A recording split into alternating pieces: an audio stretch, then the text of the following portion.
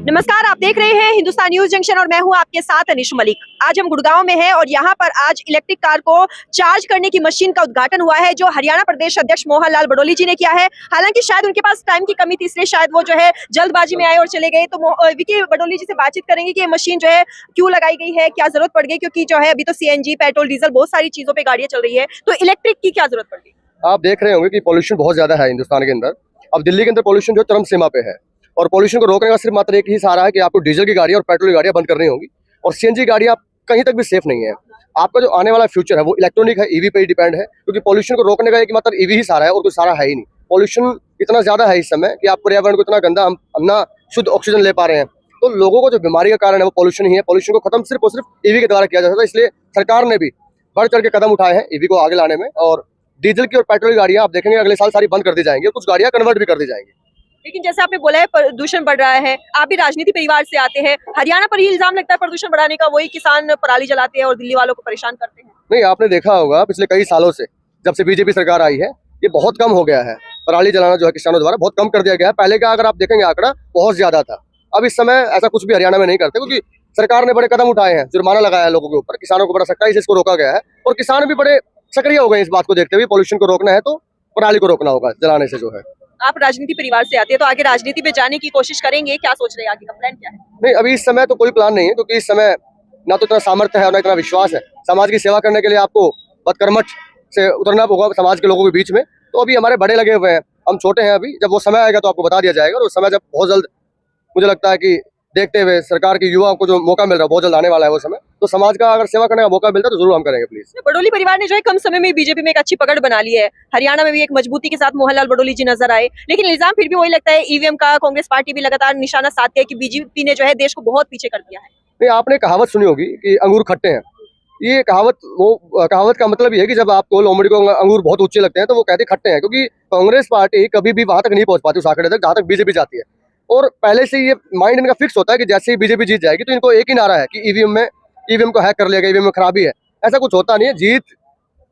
जीत जो है वो लोगों द्वारा दी जाती है। जनता का प्यार ही, समर्थन ही सारा बीजेपी की तरफ है। तो कांग्रेस का ये ब्लेम जो कभी सालों से लगता आता है, इस पे आप न्याय ध्यान दे तो अच्छा रहेगा। ये बेबुनियादी बातें हैं। अच्छा, आप राजनीति में नहीं आना अभी सोच नहीं रहे हैं, आप भी आम लोगों की तरह सोच रहे, तो हरियाणा में क्या कुछ जो है बदलाव इस बार बीजेपी की ओर से होना चाहिए, जो आप भी चाहते हैं आम लोगों के लिए सही हो? देखिए, आपने देखा होगा बीजेपी में पहली बार इतनी बहुमत से सरकार बनी है। मोहनलाल बडोली जी प्रदेश अध्यक्ष जी के नेतृत्व में इतनी बड़ी सरकार बहुमत से बनाई गई है, अभी आपने देखा होगा। और उसके बाद आप डे बाई डे जो सीएम साहब की और बडोली साहब की जो जोड़ी है, इस जोड़ी की जो कार्यशैली है आपने देखी होगी, बड़ी जबरदस्त तरीके से अभी हरियाणा को ऊपर बढ़ाने का काम कर रही है। विकास के कार्य दिन प्रतिदिन बढ़ते जा रहे हैं। और सीएम साहब ने जो एक वादा किया था कि मैं सीएम की कुर्सी पर तब बैठूंगा, तब मैं शपथ लूंगा जब 25,000 नौकरियां मैं दे दूंगा, ऐसा सीएम साहब का जो वादा था वो पूर्ण किया गया। तो इनकी जो जोड़ी है मुझे लगता है कि बहुत आगे तक जाएगी। 50 साल तक सरकार हमारी यहाँ टिकी रहेगी, उसके आगे भी जाएगी और अब कार्य की जो शैली है वो बढ़ती जाएगी दिन पर दिन। आपने देखा होगा आज के 10 साल पहले का जो हरियाणा था और आज का हरियाणा, एक नया हरियाणा एक नए रूप में निकल के आया। तो आप देख ही रहे, तो कार्य पे तो या कार्यशैली पे या फिर आप प्रोग्रेस पे तो सवाल कोई भी नहीं उठा सकता इस समय। आपने जोड़ी की बात की है, जोड़ी के ऊपर आरोप भी लगाया है कि जो है धर्म और जाति को लेकर हरियाणा में बंटवारा हो गया है। देखिए, मैं एक बहुत बड़ी बात कहने जा रहा हूँ। अगर धर्म और जात की बात होती तो सैनी साहब आज सीएम नहीं होते और बडोली साहब प्रदेश अध्यक्ष नहीं होते। ये जो जातिवाद की बातें चलती थी वो चलती थी उस समय जब सरकार कोई और होती थी। कांग्रेस सरकार में जातिवाद, परिवारवाद वहां चलता था। आपने देखा होगा कांग्रेस में परिवार को आगे बढ़ाया जाता था, परिवारवाद चलता था। अब यहाँ ऐसा कुछ भी नहीं है।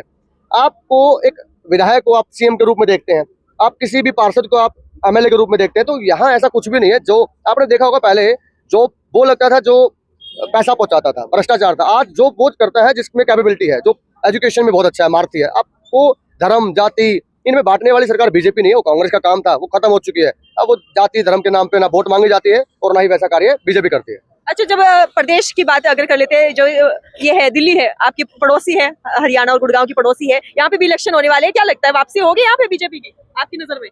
नहीं, आपको क्या लगता है कि केजरीवाल तो खत्म हो चुके हैं, केजरीवाल का तो अस्तित्व मिट गया दिल्ली से, और कांग्रेस तो पहले से खत्म थी।